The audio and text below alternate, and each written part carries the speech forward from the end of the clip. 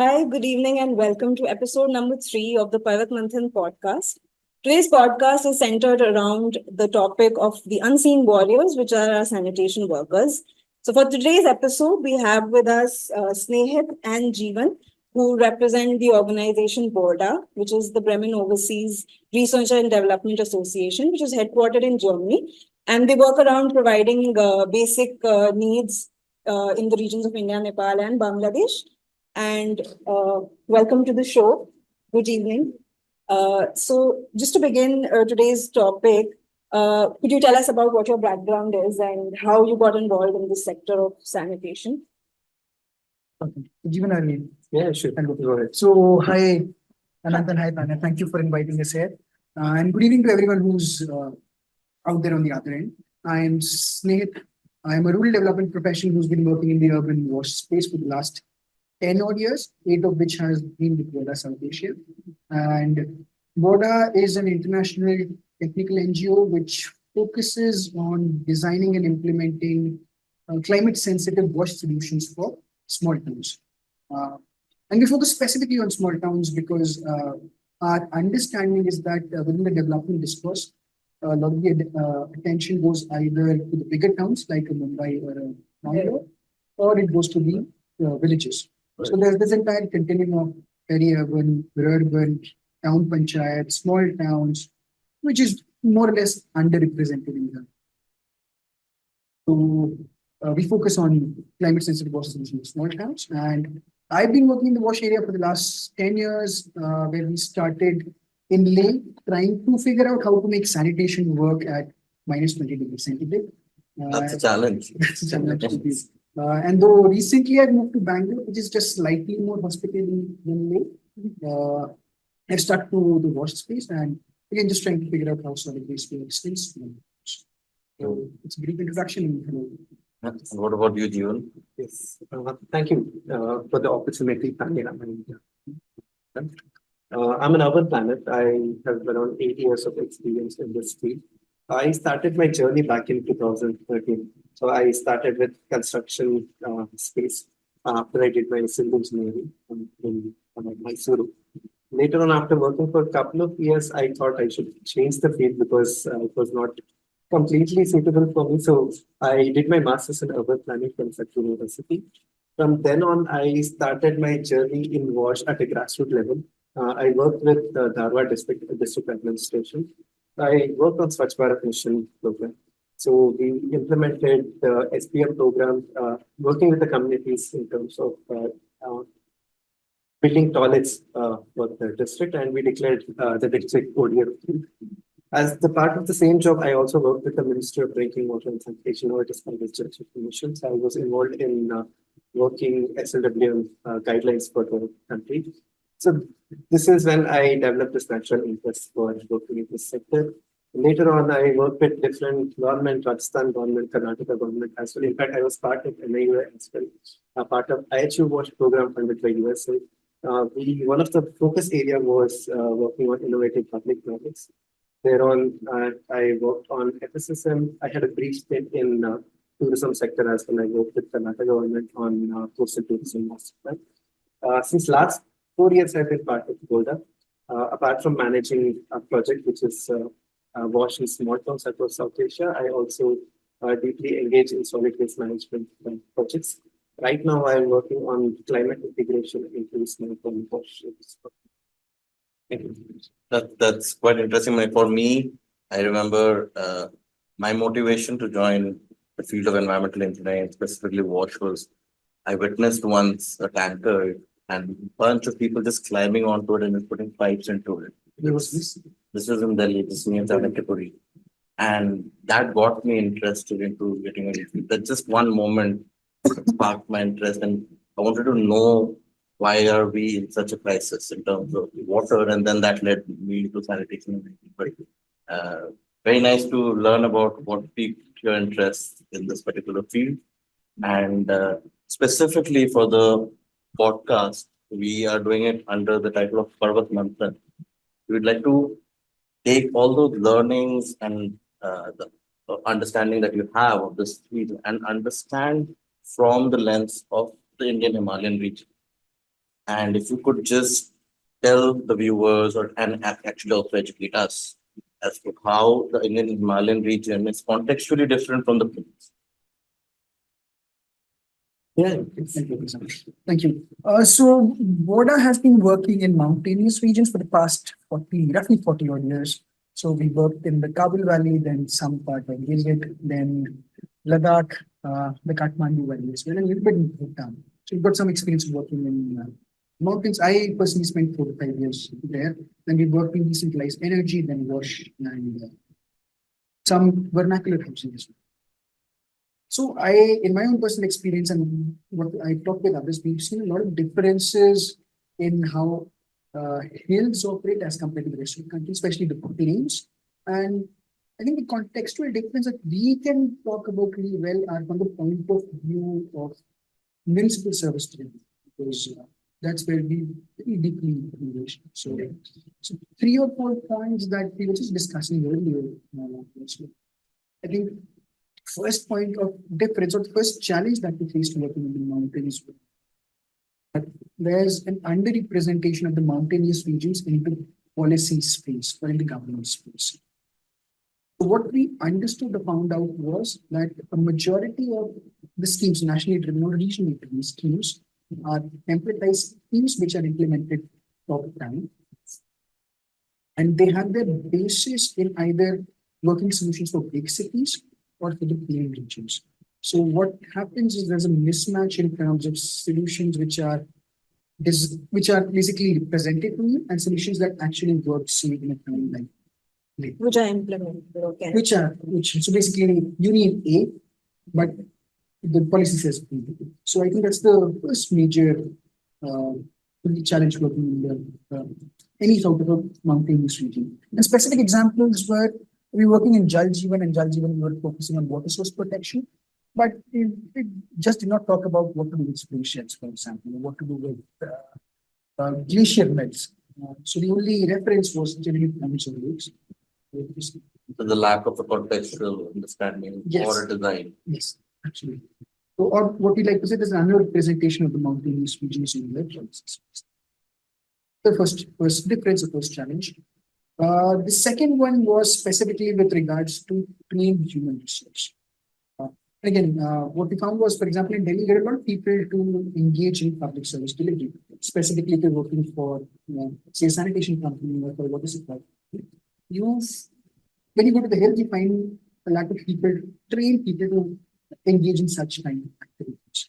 So people who generally stay back in hills are people who are either employed within government services or people who are engaged in the tourism industry. The skilled people for public service delivery generally move outside and find jobs elsewhere. So, for example, when you work in Leh or in Shimla, we could not find people to set up a basic solid waste management. Lack of trained people was a problem. And the other challenge was there were no institutions to train such people. So, which is surprising because in Leh, you've got thousands of hotels, for example, coming up every year, but you've got no masonry institute, no masonry training, no pipe training. These two major challenges that we saw. Can I just ask you a question with regard to the second one? Do you think it was the lack of awareness or the lack of opportunity?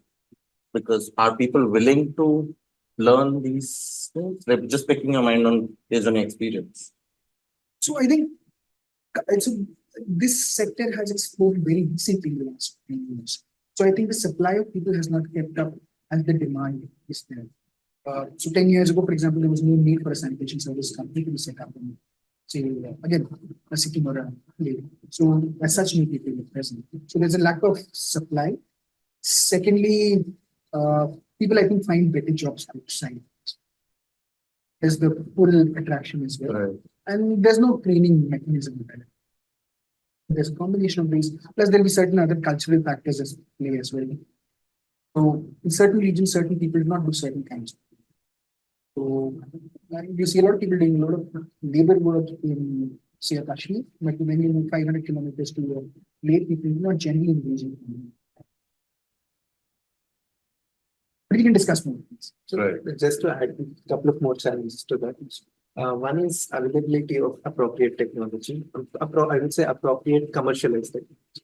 Basically, in big cities, there are a lot of pilot projects which have been implemented. For example, one pilot is 24/7 water supply in Bangladesh. So this is through a BORDA project. There are a lot of pilot projects which are there, but there's general lack of commercialized projects. So there's no scaling up of projects that are happening. So the technologies which are applicable in any other region, for example, Delhi or Karnataka, the same technology has been suggested or implemented in the context as well, which may not be completely appropriate. So there's one general lack of technology application to the hilly context. Second one is the operational and the capital. Some of the projects that we have implemented, again, we work in Ladakh as well as other regions of India as well, Karnataka. Some projects that we are working on, for example, legacy waste management.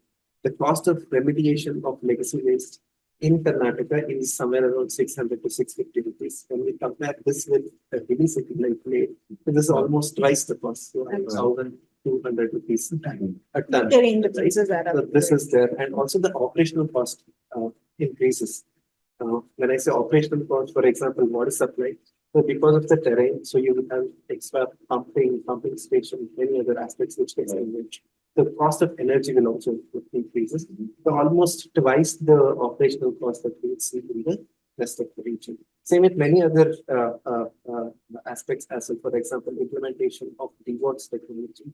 What we have done in other regions, the cost is almost as 1.5 to 2 times higher the cost in hilly cities. So these are the two other major challenges. One is appropriation of technology to hilly context, and the costing and operational costs and the capital cost, which are way higher than other regions. These are two other aspects. And it doesn't show up in policy either, right? It does show up in policy, but the change is very.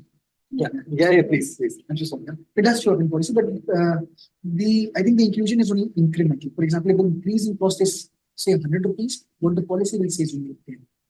So it will be different. Right? There's only an incremental inclusion. The rest is still to be figured out how that needs to. Perhaps that's a deterrent for Exactly the service delivery aspect. So I'll just give two specific examples. For example, Government of India says around 800 rupees for remediation of legacy waste, which is applicable throughout India. But there is clear difference in costing from hilly cities or other regions. Same goes for construction of toilet under rural around 12,000 to 15,000 rupees for the rest of the same applies for way where the context is different. Right? So this would again this reflects in things. Yeah. But do you think there is any kind of progress in terms of policy recognizing the contextual differences and then taking that into account? Have you experienced it both nationally, internationally? Any examples that you've seen the policies taking?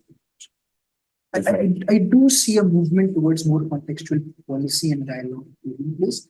As of now, it is piecemeal, different organizations and different government institutes taking it up in different region. I think that's where the role of this forum like Private Market will come in. Can really initiate dialogue, get different kinds of people together, start talking about specific issues of the case. I think that would be so. I mean, this training to pick it up. No, absolutely. That's one of the most primary concerns of why we incepted this platform. So to just, initiate that conversation between cities and towns based in the hills, so because they have very similar challenges with contextual differences. So that was the whole idea. So, have you seen some changes because you're sitting this natural? I think so. It comes from my question to both Snehit and Jeevan. Comes from this apprehension from point of view that we talk a lot about preserving the ecosystem of the Indian Himalayan region. And we talk about how the Himalayas are important. We have indigenous species, we have water bodies that are supplying to the rest of India. But we are adequately not providing opportunities or policies that are tailor-made to ensure that people first stay within that place, where there's a lot of people migrating out of those states to look for work in other parts of India as well. And additionally, in terms of service delivery aspect, I don't think equitable distribution of funds is provided. So then we have a challenge that we never quite address. And I agree with what you're saying, Snehit, that the wheels are turning and we are moving towards more contextual policies. But I'm hoping that it is sooner rather than later that this kind of change happens. I'd like to understand specifically for this podcast, we've had quite a long discussion with regard to the IHR and the contextual setting of why the IHR is important and how is it different. Specifically with regard to sanitation workforce, which is the idea of this particular podcast, what are like challenges that you have seen specifically with regard to professional safety and dignity for these workforces? Given that BORDA has been working in this field for over past 40 years. Any one of you, yeah. Yeah. So again, like I think one major aspect that we need to address now is, so when we keep saying sanitation workers, one question is, who are sanitation workers? Yeah. So there is no general definition for sanitation workers, and this definition, there's no uniform definition. And this definition varies across the country. So there's a general misconception that sanitation workers are the ones who closely deal with activity related to human people movement. But I mean, this is just one. I mean, this definition you can see it in UN reports as well other international organizations. But if we look beyond this one, then sanitation workers would include other categories as well. For example, solid waste management, whoever comes and picks waste at your doors, and whoever is involved in cleaning of drains. Informal sector, your rack pickers, recyclers. I think these people should be included in the definition of sanitation workers. Some definition includes them, some definition does not include them. I think what is needed here is a uniform definition to different sanitation workers. Why this is important? Right now, the official number somewhat claims that there's 5 million sanitation workers, but if we include all those informal sanitation workers, rack pickers, drain cleaners, or recyclers, etc., these numbers would be much higher, and they are right now invisible as of now, and they don't have access to the schemes that are there. So I think we should first address the question of who are sanitation workers, coming with the proper definition. Let me give you the power to then define what a sanitation workforce or a worker would be. And so when we say sanitation, what are the main activities that are involved? Anything with wastewater, fecal sludge management, solid waste management, and sometimes we don't often include operators working in water sector as well. I think this is up for discussion. I think, to my understanding, they should also be considered under the definition of sanitation workers. These are again from the formal setup who are actually employed by the municipalities. There's an informal setup as well. As you know, 80% of the sanitation workers are from either working under private agency or from the informal sector. So there you have other rack pickers, recyclers. So they should also be considered under the definition of sanitation workers. There should be a genuine effort to identify these numbers and to come up with actual numbers of sanitation workers in India, so that policies and schemes can be particularly tailored to the number of workers. And I'd like to just take a moment for the viewers that BORDA, both Snehit and Jeevan have put up like a few pictures of the sanitation workforce. And we have our colleague Sachin on the other end who would be presenting. Let's just have a brief look into it and then we'll proceed with the discussions. This is a very interesting picture. So we were trying to see search sanitation workers in Google. Yeah. So when we first did sanitation workers, this is what we got. So these are sanitation workers maybe from Western countries. If you can see those images, they have high-end equipment, Protective care, protective cares, etc. And again, like from what we understand, the work is considered almost similar to any other class. So they have professional dignity and safety in this category of work in Western countries. If we do the same Google search for sanitation workers in India, So that's the, if you can Is the go to next the slide? other image. So yeah, so you can see that stark difference, right?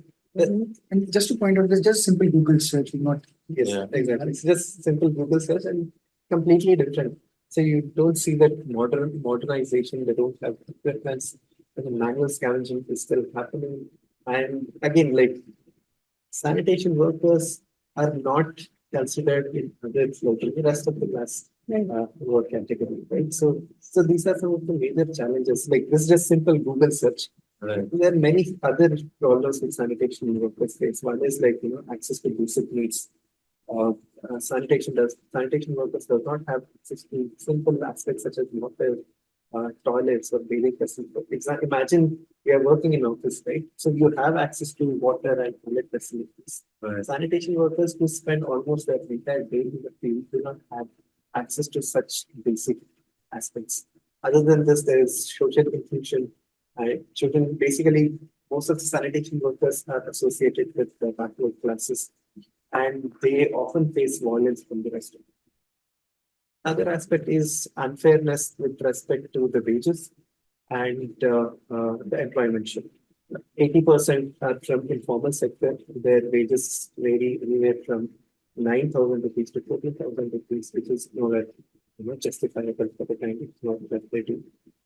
Since we are particularly involved in WAS service delivery in our partner towns, we specifically look into the problems which are associated with their working condition sanitation workers. So I just want you to imagine like a day in sanitation workers. Like basically they get up at 5 a.m. in the morning. They go to their mustering point. So this is where they get their attendance. And they go about doing their work from thereafter to do door-to-door collection, transportation, septic tank cleaning, toilet cleaning, all that. So they do that till noon, and they take rest for a couple of hours. They have their lunch in the meal. Again, having lunch is basically they sit in any space by the roadside or any other under the tree, so they don't have formal space. And they again resume their work till evening, and they go back home in the same place they were working, carrying all the diseases, etc. to their family. So imagine there is no access to water, drinking water. They cannot wash their hand while they're having lunch. They don't have a place where they can rest if they want to get like resting. They don't have facility where they can bathe, change their clothes before going to their houses. So there's a lot of basic services that are supposed to be provided for sanitation workers at this, right? And imagine the same situation in a hilly context, isolated remote area, plus extremely cold and right, delayed like sub-zero temperature, a high rainfall. So imagine these conditions for sanitation workers in a hilly context, extremely difficult, right? So I think this is one of the major issues with respect to working conditions sanitation workers are facing. From what we understand, none of the municipalities in general are providing these services to the sanitation. And we have spoken to more than 1,000 sanitation workers in the past 4-5 years, and this is one of the primary asks that sanitation workers would require this access to basic services during their work. And also this is also linked to their professional dignity and as well as safety, right? So I think this is the most important challenge with respect to working. Of course, there are other challenges as well, but with respect to professional dignity and safety, these are the key challenges sanitation in the field. Thank you for bringing those pertinent points to the forefront. I think that takes me back to the title of the podcast, which is Our Society's Unseen Warriors. And they truly are. And one question that keeps floating in my mind is with respect to, we talk so much about protective equipment and the PPE kits being provided. We have guidelines, we have innumerous documents stating the need for it and why it should be used and for how long. So we have a lot of documentation for that, but on ground, we see very little of it actually being used. And there are two aspects to that, and perhaps you can correct me if I'm wrong here, that one is maybe the availability of these kits is low, and the other is that people generally don't tend to want to wear it because जैसे कि गर्मी लगती है They're not used या to फिर it. हाथ में grip नहीं आता है जब पकड़ने के लिए. So if you could just tell us a little more about, like, with respect to, we talk about equipment, but where are we falling short? Yeah, okay. So I will just share my experience. One is, of course, there are kits available with the municipality. There's no shortage of kits. Anytime there's someone visiting municipality, you would see all the sanitation workers wearing New equipment. equipments, gears, PPE kits, and everything. Equipments are there. It's general lack of awareness, right? So when we speak to sanitation workers, when we talk about their key challenges in general, so the first thing they would say is about housing. Then they would talk about their wages, and then they come to their the services and PPE kits. So they don't see it as the primary ask. That is one thing. The general lack of awareness from the municipalities and as well as one training once in a year which happens, and these trainings should be regular, and there is no monitoring mechanism at the municipality level as well to ensure that these people are being disseminated. So I think regular awareness from the municipalities and ensuring sanitation workers use this some sort of monitoring mechanism.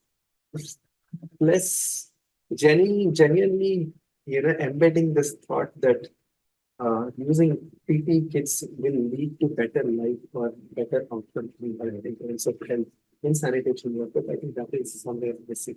So once it is embedded into the thoughts that this are must while working, I think that's where the change will be seen. But this again happens through proper awareness and programs. I see programs. Thank you. So maybe just one point from my experience. So I remember going on rounds collecting waste and teachers lodge, and we were wearing the PPE which was provided by the government. And within a minute, we were completely drenched. Absolutely. Absolutely impossible to wear this. So I think there's a lack of contextualization. When we look outside, we imported some gear which was being used by the oil and gas industry. Slightly more expensive, 10% more, but much more breathable, easy, much more.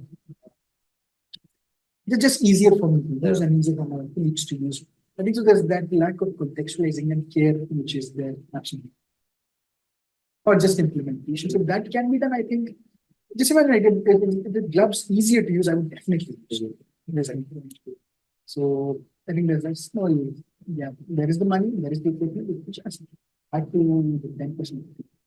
Is the same PPE kit like the one which is shown in the first slide with regard to sanitation workforce abroad? I think in foreign nations? Pretty much. So we once went to Germany where, we were looking at sanitation work, just safety. And an intense amount of research had gone into what is the best kind of material suited for a given weather. So we just import that knowledge already exists, I think. I think workers would definitely do. I did, and my colleagues also did for 6 months. I'm not sure if they would have done after 6 months, but so far now we've realized how scant value is given to this occupation, which bears a lot of occupational hazard for that matter. So just to deep dive deeper into this, I'd like to ask you about what is it that you have done to provide these kind of facilities for these workers and probably generate awareness as to even like within these workers, the kind of occupational hazards that are there, making them aware of, these kind of, if they are provided with these facilities, this is what's, how it's going to benefit them. Could you share us about how in these cities you've worked and what you've done? I'll just keep this. We already knew that context that sanitation work is critical in hospitals. And we were just setting up a small enterprise to provide sanitation services in a couple of cities. And part of that mandate, our work was to initially go on the field regularly with sanitation workers and just see what the customers want, what the residents want, what the municipalities want, and try to solve those problems. So in the back of the head, we knew that the conditions were difficult. But once we actually started doing it, I realized at my own level that I can't eat because there's no space for me to eat. So, I can't sanitize myself before I go home because again, no such opportunity facility exists. The other challenges were very, very specific challenges. I can't get my clothes laundered, for example, because no one takes clothes from a sanitation worker because they believe that you'll pass on infection to the other.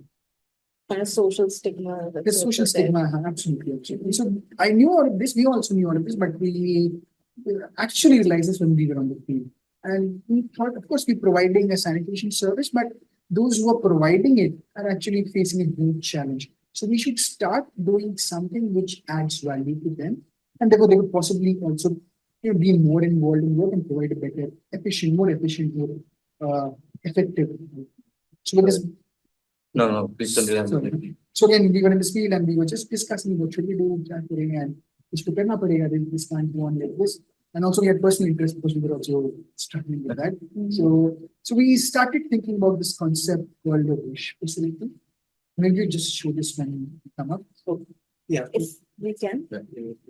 So I just wanted to add, so this is one instance I remember.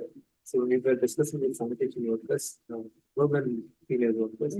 So they literally had tears in their eye when we checked with them regarding what kind of facilities they have, and especially when they are during menstrual cycle, what kind of arrangements they have. So people, women that we were speaking to, they literally had tears in their eye. They were saying that we have nothing and they struggle a lot during this period of time. I think it's absolutely important that we have a facility where these things can be addressed. Sorry, Snehit, I remember this. So I just want to add this so you can. I think that's very important in a time where we're fighting for these kind of things in like corporate and official office setups. We tend to neglect and forget this, with the kind of people. जिनके बिना हमारा गुजारा ही नहीं है. I mean, we only realize their importance if our toilet drain clogs up or there's a backflow of water or some kind of a situation and we're actually faced with the, कि हमें उन्हें बुलाना पड़े. That's when we do realize their importance. And until then, it's like out of sight, out of mind. We don't really bother about what goes on with them. So these are the toilets in Leh. This is used by sanitation workers. So again, there's no roofing to it.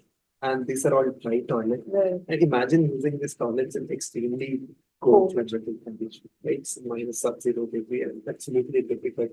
And if you go one slide ahead, and these are the photos from Nepal, another hilly city called Snehit.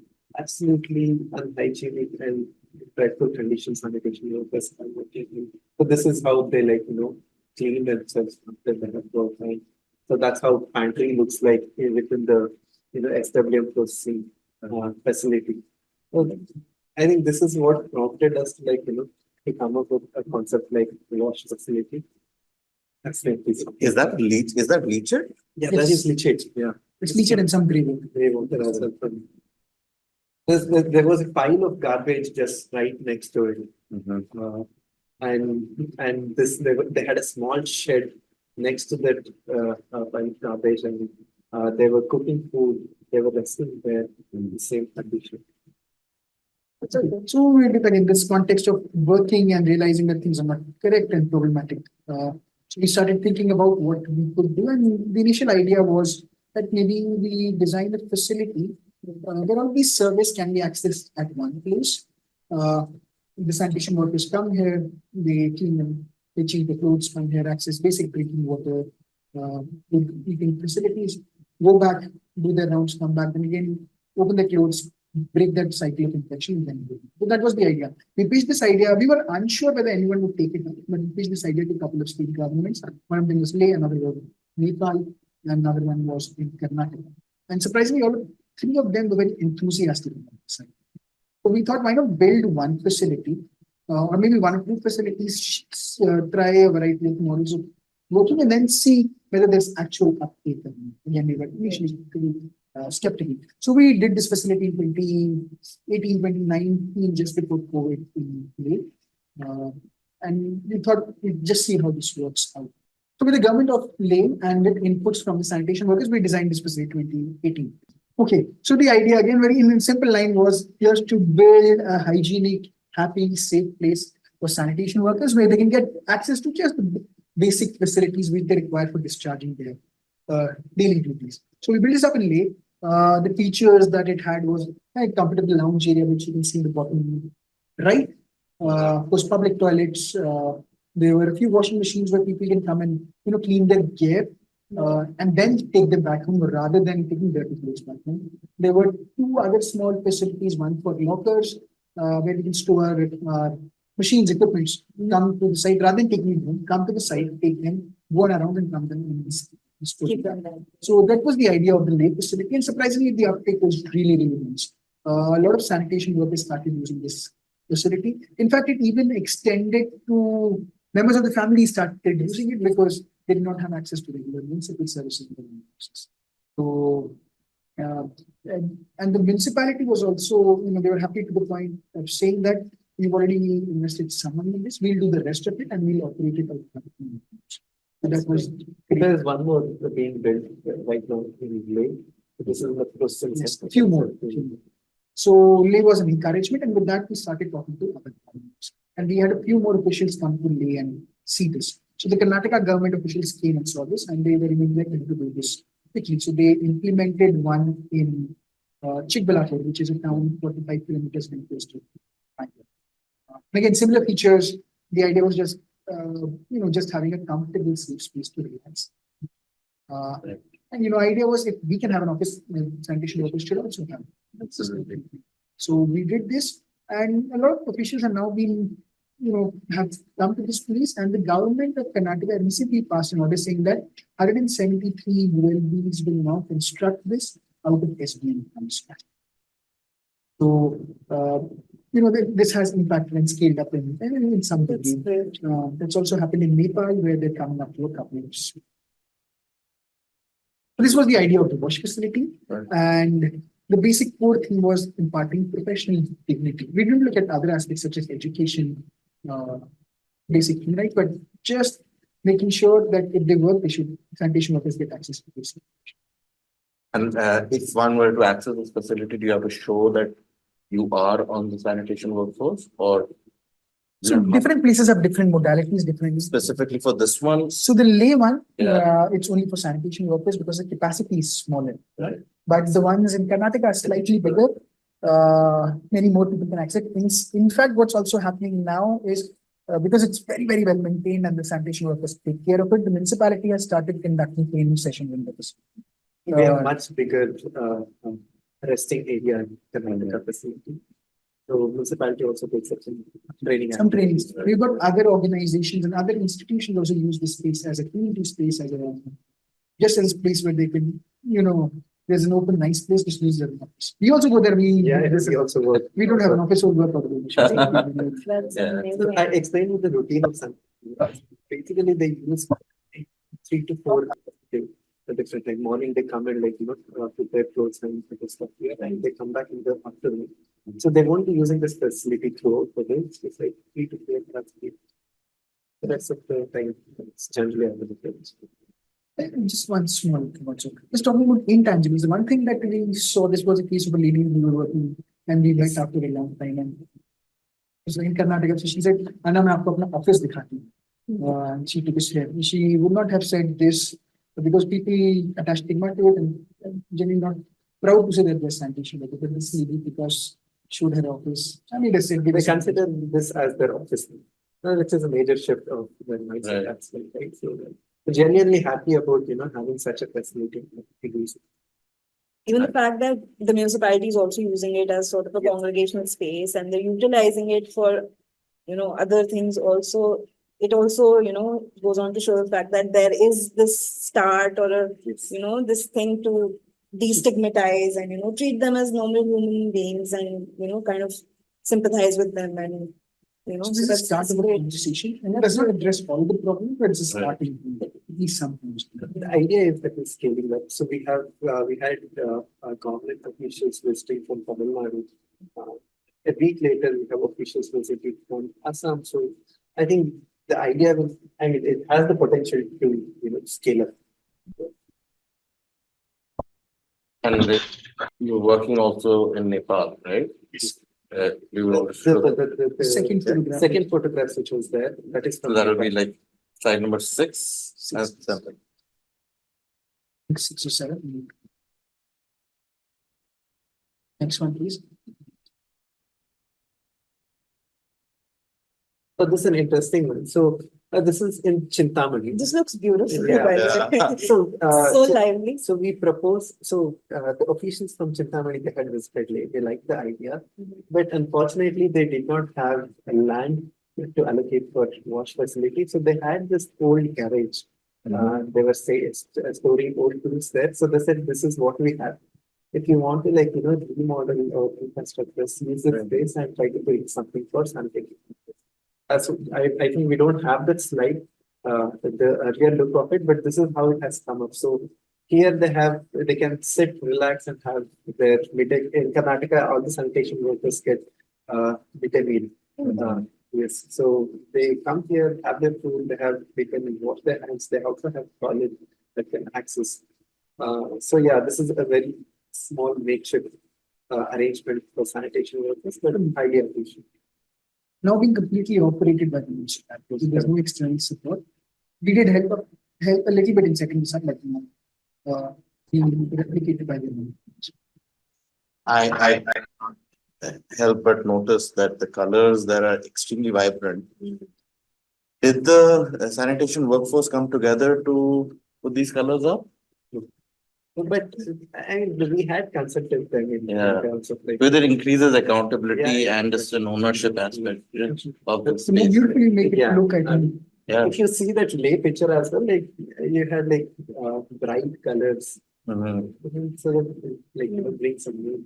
Yeah, it was more like bringing the outdoors indoors into their spaces. This is from Nepal. This was implemented in year 2020. And these are the Leh and Nepal were the two first projects which came on. Yeah. Thank you, sir. So, is there just the infrastructure, or does the municipality also provide training in terms of hand washing or using particular facilities? Safe hygiene practices for that matter. The infrastructure by itself is of no use. So it is accompanied by capacity building, training, and I think more specifically by how this model is to be, how this facility is to be run in finance. So, for example, in the Leh case, it is being self-governed by the sanitation workers. In the Chintamani case, it is being supported by the municipality. In the Nepal case, it's a combination of the project, the sanitation workers of the municipality. So it's contextual. So there is capacity building and there is care taken to the mission. Right.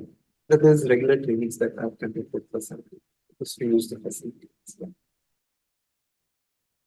And the work that you've just spoken about and also shown to the viewers with these impressive captures, I'd like to also understand the replicability of such models in smaller towns. And let's brainstorm to understand if this were to be implemented in a small town, where do you begin? Do you propose a bottom-up approach or maybe a top-down approach in terms of, does the sanitation workforce have to come together to voice their needs for dignity, or does it work the other way around? And then we will focus more on the schemes and aspects, but I want to understand it from the point of dignity. I think this had a couple of points you can think. One is, I think, the first important aspect is for the municipality to consider sanitation workers as part of their municipal mission. So that is missing.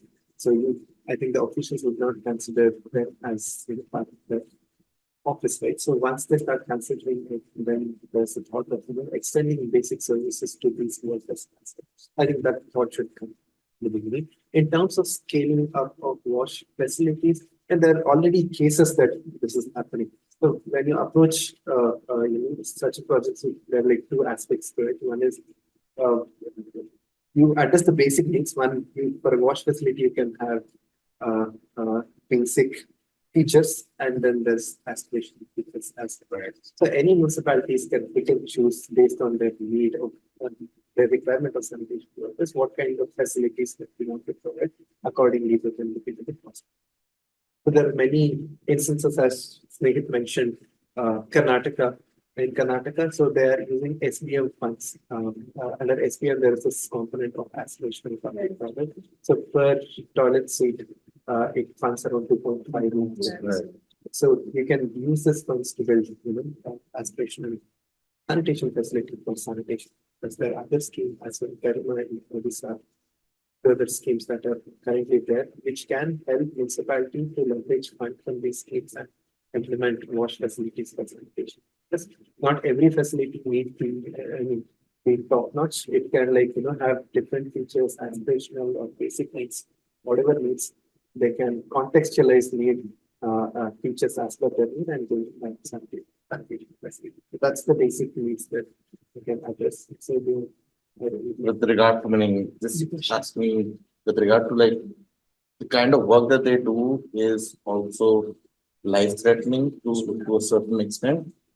And like with regard to that, is there any kind of social security that is present for that? So I just first answer your last question, Okay, yeah. which was about bottom up or top down. Yeah. So I already see a conversation around this happening at the federal level and also at the state level, the states being responsible for water and sanitation.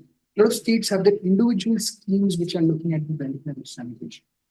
So I don't think there needs to be, as you said, continued demand or protest happening for this. This is already entered into a conversation and that needs to be built upon.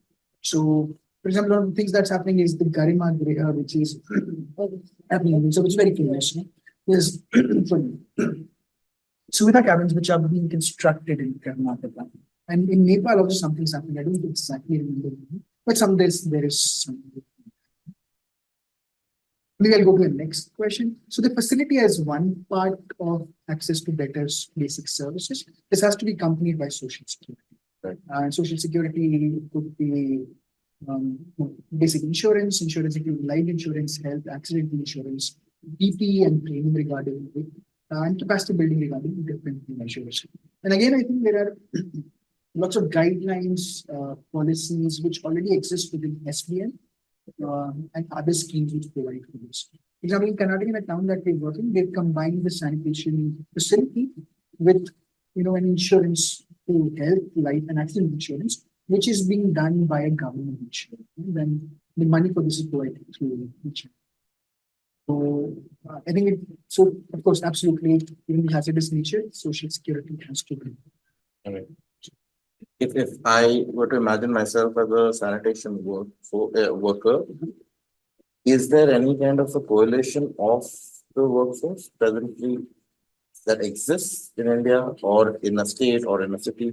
Can you give some examples? At the state level, there is Safai Karmachari Commission directly interacts with sanitation workers. They communicate their needs to the state government. So again, there's Safai Karmachari Commission is a non-statutory body, so they don't have as such power to implement. So they can recommend problems at the ground level. They can document and recommend it to the higher level, which is your state UDD or sanitation workers. So they in turn formulate schemes or allocate fundings to address need of sanitation. At a city level, there's also a sanitation workers union, which raises out sanitation workers' voice to the community. So yeah, there is a official coalitions or institution which represents sanitation workers. So these are government affiliated bodies. There are also other non-government rights and works groups. So National Safai Karmachari Ayog is there. It's headed by people who have worked in space for years and have been advocating for the rights of sanitation workers. So there are plenty of bodies which already exist. Okay. So, coming back to what Jeevan, this is coming back to the first of the initial statement that you had said about 5 million sanitation workers are actually formalized, while a lot of them are informally employed in this particular field, which is potentially life-threatening, but also life-preserving in a lot of ways. So I would like to hear what both of you have in mind with regard to how should we take this forward in terms of formalizing this particular work-related aspect. That's a very tricky and challenging one, very tricky. But again, we were discussing about this a few days ago, especially in regards to the Indian Himalayan region and Himalayan cities. And our understanding is that the Himalayan cities, at least the bigger ones, to a great extent, experience a high footfall of tourists. There's a recent OC report which says that by 2025, the Indian Himalayan region will see 250 million tourist days by 2025, which is 25 crores tourist days. Wow, that's incredibly high. So our hypothesis was, given this huge influx of tourists and the tourism money that they bring in, and the tourism rupee that they bring in, and combine it with the premise that sanitation in these tourism hilly cities is already crumbling, and there's a need to accelerate this sanitation change. We see a space for providing a high quality, really cost effective and formal sanitation economy. There's an opportunity to build this sanitation economy completely, which is to a certain degree fueled by the tourism increase, the need for it. And we also see that there's a possibility of it happening, especially in the tourist cities. And we've seen instances of this happen in, again, Leh, Shimla, Gangtok. In a particular case, I remember was that of, because we work there a lot. So cases we were again setting up a small organization, an enterprise which was looking at sanitation services. And there was a negotiation between the municipality, between service provider, and between the tourism industry. And what the tourism industry said was, we've already got money coming from tourists. We want you to provide us with top-notch, high-quality sanitation services because it directly affects our income. The city is not clean, and incomes go down, and we are therefore going to be slightly more for these services. The municipality said, okay, we'll appoint this organization, but again, we need to pay more and we'll regulate this organization. And for this organization, the demand was, we provide you good services, but we need to pay us too. So somehow everyone's needs were met. And of course, there was initial negotiation among multiple organizations, but this service has been run for the past 5 years. And my feeling is that last time I went there, the local residents are paying maybe 1.5 times from what the service used to cost in other regions, but they're more than happy because it's maybe just 1 day of their tourism. So and the municipality is okay with it because their service is being covered. And of course, provide high quality services are more money in this experience. My costs are more or less met within these tariffs. So that's one example. And we certainly believe that this is possible in other cities, regions, especially where money is coming from regions. Tourism-led sanitation economy is, we believe, a great opportunity to accelerate change in community. And somewhere the IHR is synonymous with tourism in a The way. biggest cities, People understand. so we see this as an opportunity and also an imperative in. Before we wind up, do we have any questions from the audience that I think we'll consider that testament to how clear and concise this particular podcast episode has been. right. You want to conclude? No, I think, do you have any concluding remarks as to how, just to weave the whole episode together? What's something that our audience can be the big takeaway from today's podcast episode? I'll say one point you can say then. Yeah, go ahead. So I'll just reconnect with what we said at the last, which was the building of the sanitation economy. And I'll link it to what the Parvat Manthan could possibly do.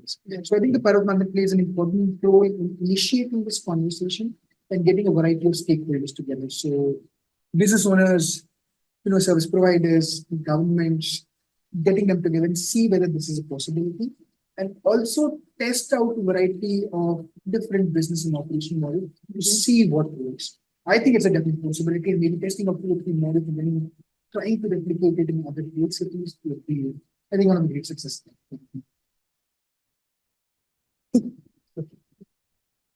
I'm slightly different aspect. I just want on a larger aspect, again, India stands as 5th largest economy as now, and it is aiming to become 3rd largest economy probably in the next 10 to 17 years. For India to achieve such a milestone, I think improving basic services, achieving its sanitation goals, sanitation goals, is extremely important. And in this journey, I think sanitation workers learns something along with the rest of the development, I think we should take along sanitation focus as well.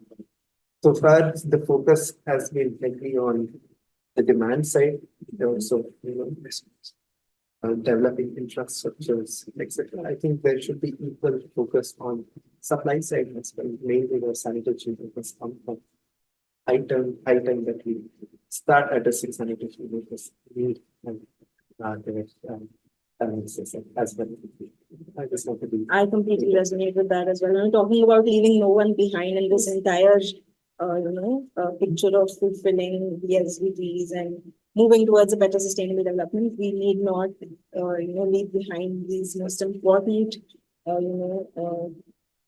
do you call it? This group or these Invisible people who are at the backstage, but they are the most important and whose needs definitely must be addressed.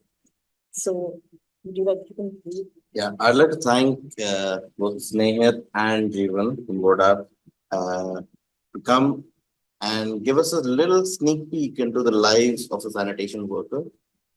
To also talk to us about how tourism and sanitation have an intersectionality there with respect to infusing tourism funds for the betterment of our sanitation workforce, and not just saying it, but also showing us examples through illustrations of Leh, Chintamani, and Nepal with respect to how the sanitation workers' dignity can be preserved and enhanced to the point of an aspirational sanitation facility for the workforce as well. So I think I'd like to sincerely thank both of you for joining us on this particular podcast. Thank you for giving us And would like to thank the members who are watching us live or in a recorded format. Thank you for tuning in to the Power Monthly podcast. Stay tuned for the next episode. Thank you. Thank you. Thank you.